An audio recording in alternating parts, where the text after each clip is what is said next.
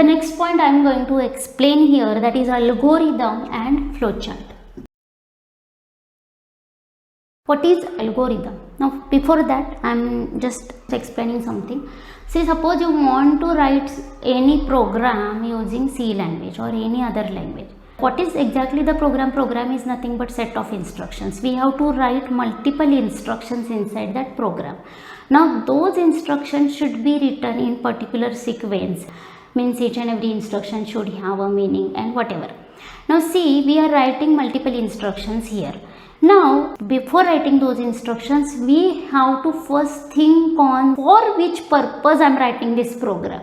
What is the main functionality should be achieved by that program. Means for example, suppose I want to write program for addition of two numbers.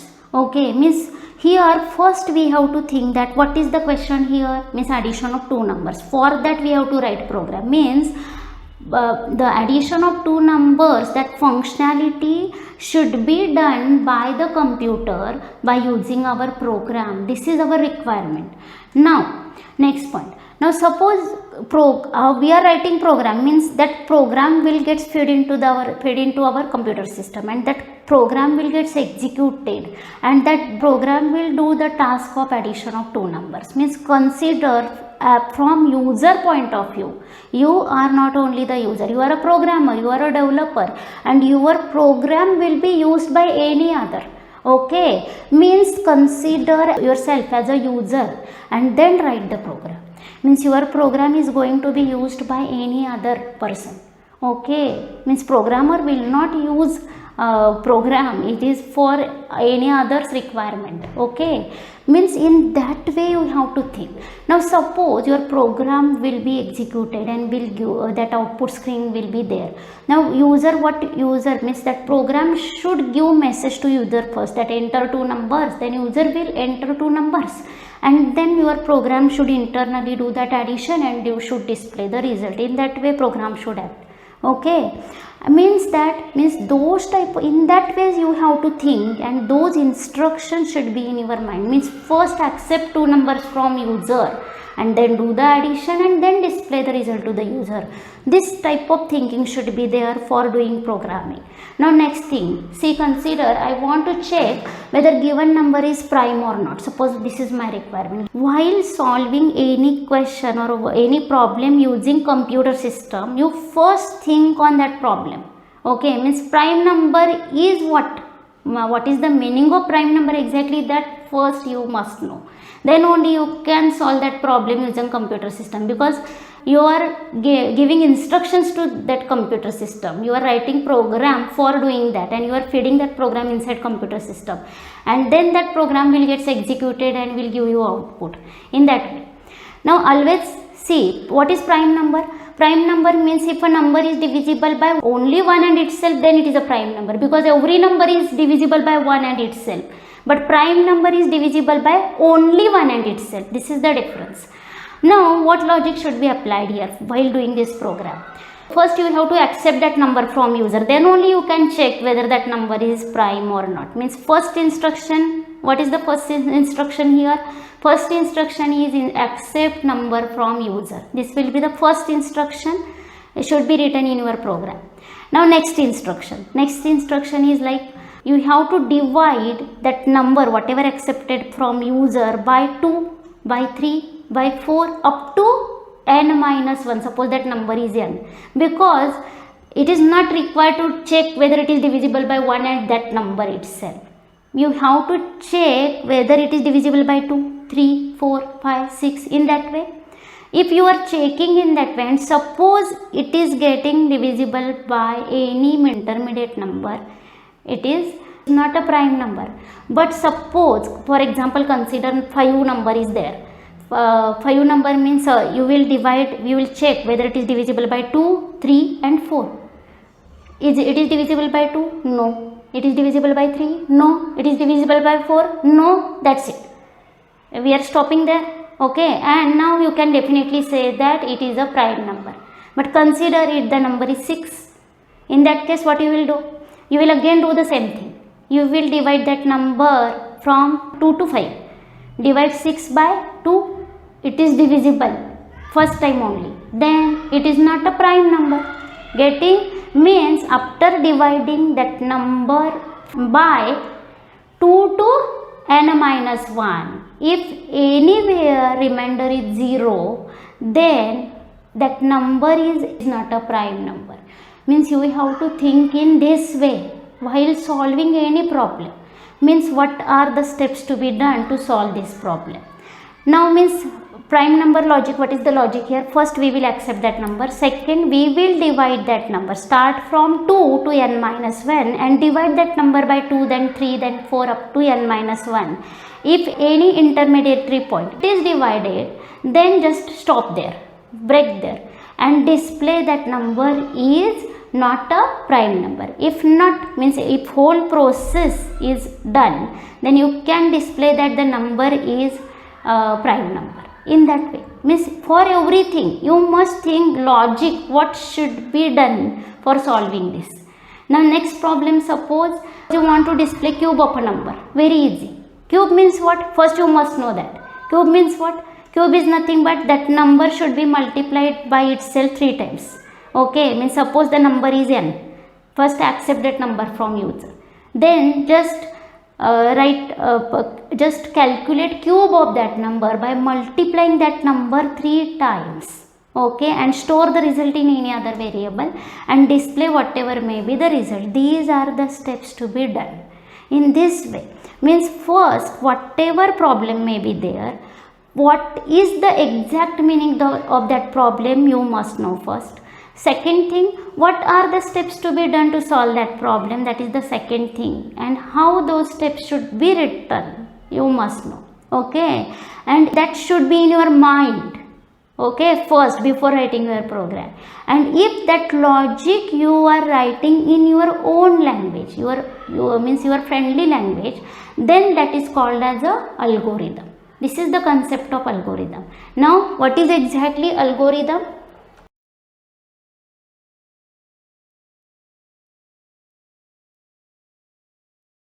Algorithm is a set of instructions written sequentially. Okay, means just like a program. The definition is same. You have to write set of instructions sequentially. It must follow particular sequence. But only the difference is in a programmer friendly language. If you are writing those set of instructions sequentially and in programmer friendly language, then that is nothing but a algorithm. Okay, now one example I will explain here how to write algorithm. Here always remember, while writing algorithm, the first step is always start and the last step is always stop. Consider, we will write one algorithm to check whether given number is positive or negative. Here I am discussing one more logic, then you will get some more points here. Check algorithm to check for given number is positive or negative. First think on that problem. What is the problem here? We have to accept one number from user first. That will be the first instruction. We have to check whether that is positive or negative. When can we say that the number is positive? If that number is greater than 0, it is always positive, we know.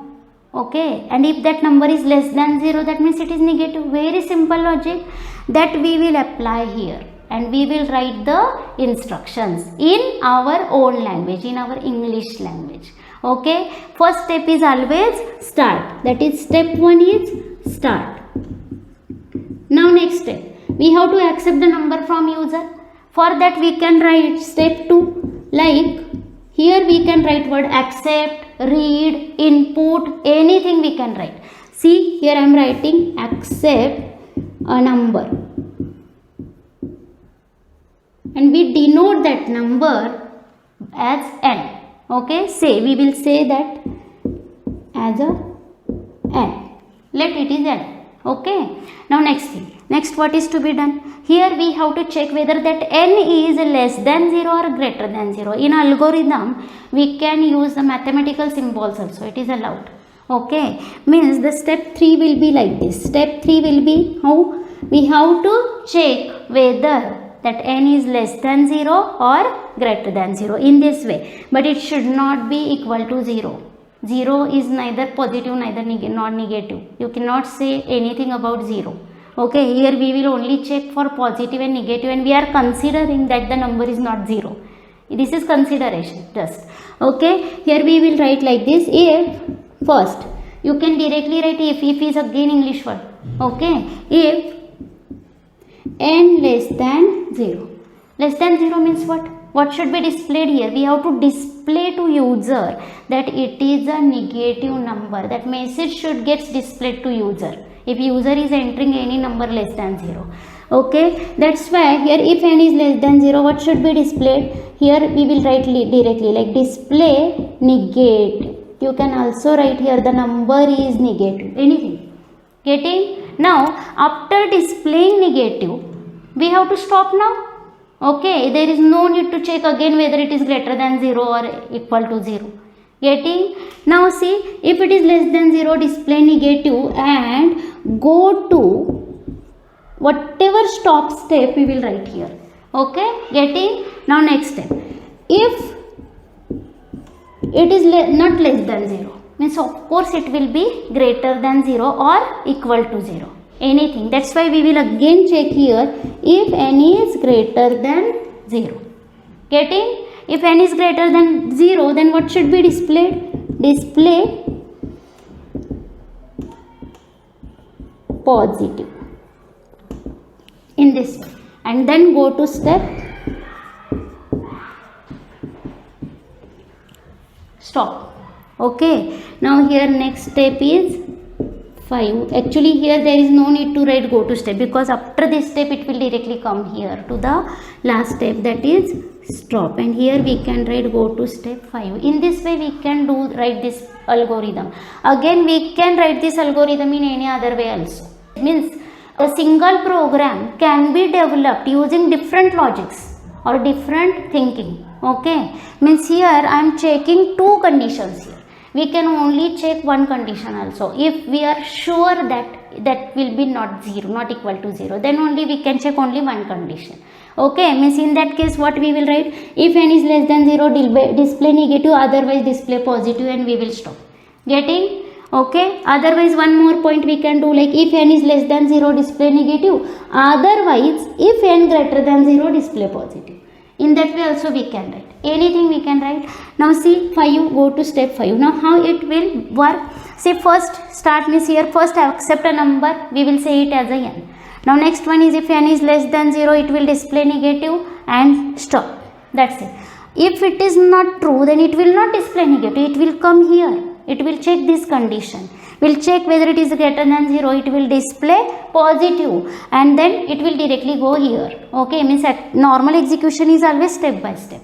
Getting? This is the algorithm to check whether given number is positive or negative. In this way we can write our own logic, whatever we have thought, okay, in our English language, and that is nothing but algorithm concept.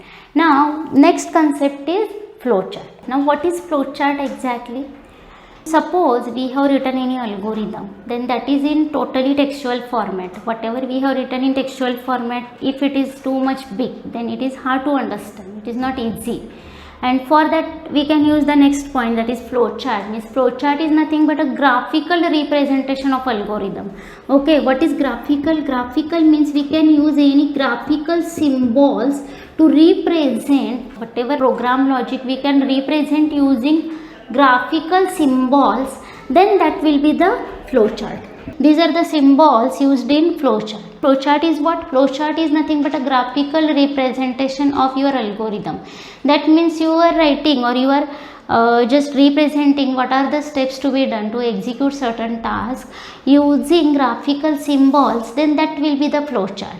And now here for start and stop, means for start and stop oval symbol is used to give any input or output instruction. We have to use this parallelogram for processing. It may be any means mathematical instruction or any other processing, for that we have to use rectangle symbol. For decision making, what is for to check condition, we have to use this diamond symbol. And last one is flow lines, will show the flow of your process. These are the symbols basically used in flowchart. Now I will give you one example for this flowcharts. Consider the same example. I want to check whether given number is positive or negative with the help of this, that is flowchart. Here step 1 is always start. For that we will use oval symbol. Then next one, we have to accept a number from user. For input purpose we use this parallelogram symbols, that is input what, input a number, say n, suppose it is n. Now next one is we have to check for any condition. Here one condition is there, means if n is less than 0 or greater than 0. See, we will check in this way. If n is less than 0, if n is less than 0. Now consider, if n less than 0, that means what, it is a negative number, means if it is yes, then what should be displayed, it is negative number. For display purpose, means it is in output, that means for display we have to again use this symbol, same symbol, that is parallelogram, that is display negative. We can write here display the number is negative number in this way also. And now if it is no, no means if it is not less than 0, means again we have to check for one more condition, that is it is greater than 0, because it may be 0 also. Means here we can check one more condition here now, whether it is greater than 0. Now if it is greater than 0, if it is yes, then we can say that it is a